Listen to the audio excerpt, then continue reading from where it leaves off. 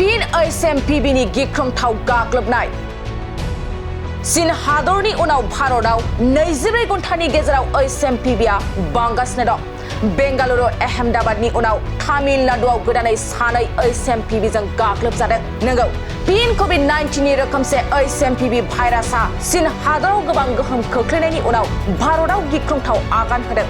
मख'नो गोनांदि भारतआव 14 बोसोर बैसोनि गाहायनि खुदियाफ्रा एसएमपीबी बेरामजों नाख्रेबजादों आरो भारतआव गोख्रैथिजों एसएमपीबीनि गोसारनायनि थाखाय गोबां जिंगा सिदों। चीननि गिथावना एसएमपीबी भाइरासआ भारतआव जायखिजाया समावनो गिख्रंथाव महर लानो हागौ। थारैनो COVID-19 निफ्रायबो बांसिन गिथावना जागोन नामा बे एसएमपीबी भाइरासआ?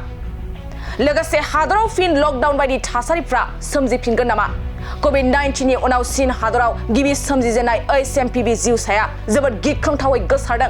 नंगौ, चीन हादरनि उनाव भारतआव 24 घन्टानि गेजेराव एसएमपीबीआ बांगासिनो दं। बेंगालुरु अहमदाबादनि उनाव तामिलनाडुआव गोदानै सानै एसएमपीबीजों गाग्लोबजादों। COVID-19 नि रोखोमसे एसएमपीबी भाइरासआ भारतआव गिख्रंथावै आगान होगासिनो दं। फिन एसएमपीबीनि गिख्रंथाव गाग्लोबनाय चीन हादरनि उनाव भारतआव 24 घन्टानि गेजेराव एसएमपीबीआ बांगासिनो दं। बेंगालुरु अहमदाबादनि उनाव तामिलनाडुआव गोदानै सानै एसएमपीबीजों गाग्लोबजादों। नंगौ, फिन COVID-19 नि रोखोमसे एसएमपीबी भाइरासआ चीन हादराव गोबां गोहोम खोख्लैनायनि उनाव भारतआव गिख्रंथाव आगान होदों।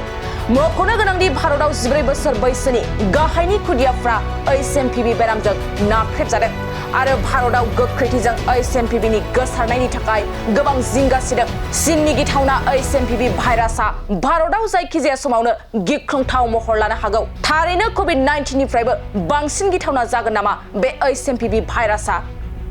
लोगोसे हादराव फिन लकडाउन बायदि थासारिफ्रा सोमजिफिनगोन नामा?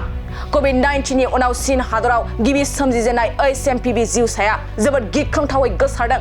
नंगौ, चीन हादरनि उनाव भारतआव 24 घन्टानि गेजेराव एसएमपीबीआ बांगासिनो दं। बेंगालुरु अहमदाबादनि उनाव तामिलनाडुआव गोदानै सानै एसएमपीबीजों गाग्लोबजादों।